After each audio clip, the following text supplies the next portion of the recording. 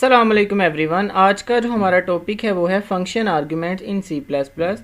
तो सबसे पहले हम ये देखेंगे कि पैरामीटर्स और आर्गुमेंट्स में क्या डिफरेंस है। उसके बाद कॉन्सेप्ट देखेंगे।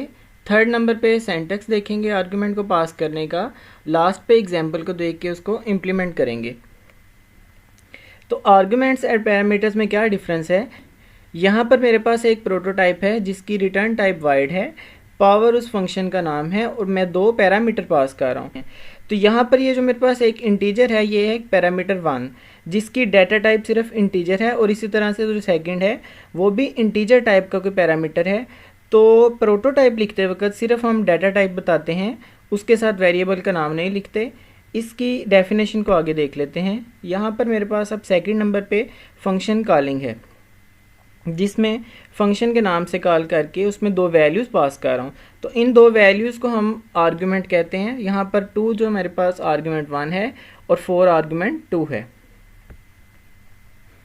तो आर्गुमेंट्स एंड पैरामीटर्स में डिफरेंस ये है कि आर्गुमेंट्स वो वैल्यूज़ होती हैं जो फंक्शन कॉल करते वक्त पास की जाती हैं, जबकि पैरामीटर्स वो वैल्यूज़ हैं जो कि प्रोटोटाइप या फिर फंक्शन डेफिनेशन में लिखी जाती हैं। थर्ड नंबर पे हमारे पास है फंक्शन की डेफिनेशन।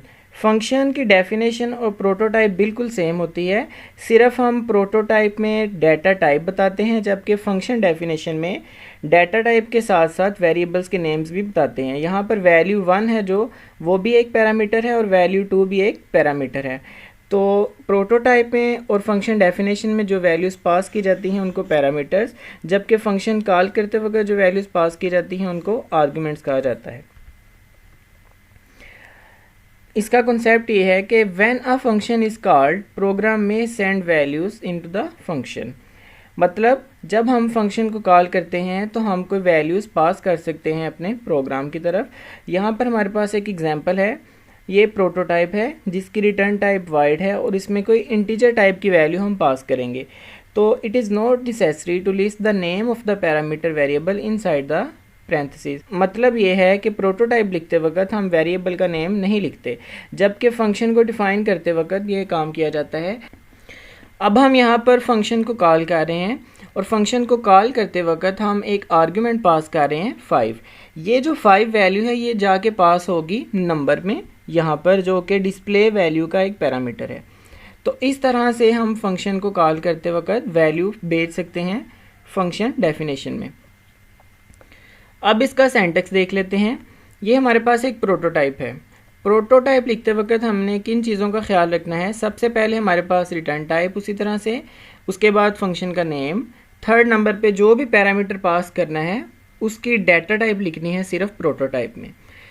इसी तरह से फंक्शन कॉलिंग की एग्जांपल है हमारे पास डिस्प्ले 5, उसी तरह से फंक्शन का नाम 5 वो वैल्यू है जो कि हम पास कर रहे हैं फंक्शन को, ये आर्गुमेंट है। थर्ड नंबर पे हमारे पास है फंक्शन की डेफिनेशन जिसमें हम पैरामीटर्स पास कर रहे हैं और साथ में वेरिएबल का नेम भी लिख रहे हैं। प्रोटोटाइप लिखते वक्त सिर्फ हम डाटा टाइप बताते हैं, जबकि फंक्शन डेफिनेशन लिखते वक्त हम ये भी बताते हैं कि वेरिएबल का नाम क्या है। अब हम ये देखते हैं कि ये वैल्यू 5 किस तरह से फंक्शन में पास की जाती है। जब हम वैल्यू 5 को कॉल करते वक्त आर्गुमेंट के तौर पे पास करते हैं तो ये इस तरह से जाके नंबर में सेव होती है, और नंबर से आगे अगर हमने फंक्शन में उसको यूज़ करना है तो नंबर में जाके वो वैल्यू उसी तरह से स्टोर हो जाती है। तो अब हम इसकी एग्जांपल देखते हैं, इम्प्लीमेंट करके देख लेते हैं इसको। तो प्रोग्राम को स्टार्ट करते हैं हेडर फाइल से।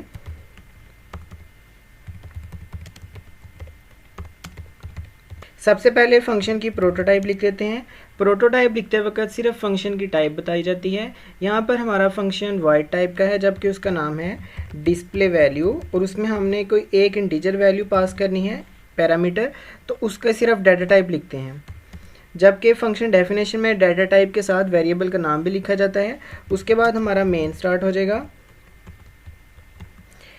वाइड फंक्शन जो हमने ऊपर लिखा है उसको यहाँ पर पहले डिफाइन कर लेते हैं। Wide display value integer type की वैल्यू थी और यहाँ पर उसका वेरिएबल हमने नम के नाम से बना लिया। सी आउट, यहाँ पर एक मैसेज प्रिंट करवाते हैं, द वैल्यू इज नम।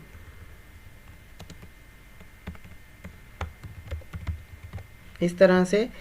यहाँ पर मैं मेन में आता हूँ, एक मैसेज प्रिंट करवाता हूँ, आई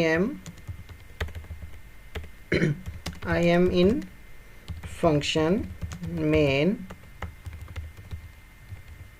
उसके बाद फंक्शन को कॉल करते हैं, डिस्प्ले वैल्यू के नाम से था और 5 वैल्यूज को पास करते हैं। दोबारा से एक मैसेज प्रिंट करवाते हैं, सी आउट बैक इन मेन। तो ये है हमारे पास कि फंक्शन में किस तरह से आर्गुमेंट पास किए जाते हैं। प्रोटोटाइप लिखते वक्त सिर्फ फंक्शन की टाइप, यहाँ पर भी जिस टाइप का फंक्शन है वो लिखी जाती है, और पैरामीटर अगर हमने पास करने हैं तो उनकी भी टाइप लिखी जाती है। जबकि फंक्शन डेफिनेशन में पैरामीटर की टाइप के साथ साथ पैरामीटर का नाम भी दिया जाता है, जो भी वेरिएबल हमने यूज़ करना है, और इसी तरह से बाकी उसी तरह से है जिस तरह से हम प्रोटोटाइप लिखते हैं। और यहाँ पर हम अपने फंक्शन को डिफाइन कर लेते हैं। सबसे पहले लाइन नंबर 6 रन होगी, उसके बाद लाइन नंबर 7 पर आने के बाद लाइन नंबर 11 to 14 के पास कंट्रोल आएगा। यहाँ पर लाइन नंबर 13 रन होगी, दोबारा से कंट्रोल आ जाएगा लाइन नंबर 8 पर, और उसके बाद रिटर्न 0। अब इसके आउटपुट को देख लेते हैं।